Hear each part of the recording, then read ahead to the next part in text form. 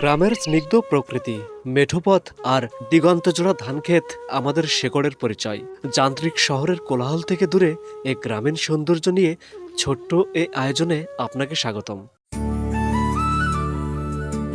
দর্শক, রঙের বাংলা থেকে আপনাদের সবাইকে প্রীতি ও শুভেচ্ছা জানাচ্ছি। বাংলার প্রকৃত রূপ লুকিয়ে আছে তার গ্রামে। ঋতু পরিবর্তনের সাথে সাথে গ্রামের রূপ বদলায়, কিন্তু তার চিরচেনা শান্ত মেঠোপথ আর ধানক্ষেতের মায়াবী আবেদন কখনো ফুরায় না। গ্রামের মেঠোপথগুলো যেন শিল্পীর তুলিতে আঁকা এক একটি রেখা। দুপাশে সারি সারি গাছ, কোথাও বা ঝোপঝাড়, তার মাঝখান দিয়ে ধুলোবালি মাখা লালচে কিংবা বাদামি রঙের পথটি মিশে গেছে দিগন্তে। গ্রামের শান্ত পরিবেশ মানুষের মনে প্রশান্তি আনে। শহরের যান্ত্রিক শব্দ বা দূষণ এখানে নেই। তার বদলে আছে পাখির কলকাকলি, বাঁশঝাড়ের শো শো শব্দ।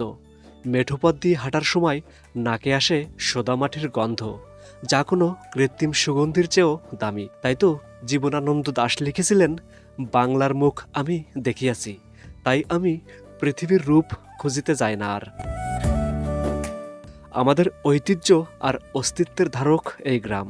নগরায়নের ভিড়ে মেঠোপথগুলো আজ পিচঢালা পথে রূপ নিচ্ছে ঠিকই, কিন্তু ধান ক্ষেতের সেই স্নিগ্ধতা আর মেঠোপথের স্মৃতি আজও প্রতিটি বাঙালির হৃদয়ে অমলিন। এই প্রাকৃতিক সৌন্দর্য রক্ষা করা আমাদের সকলের দায়িত্ব। ভিডিওটি দেখার জন্য আপনাদের সবাইকে অসংখ্য ধন্যবাদ। এমনই ভিডিও দেখতে আমাদের সাথে থাকুন। আল্লাহ হাফেজ।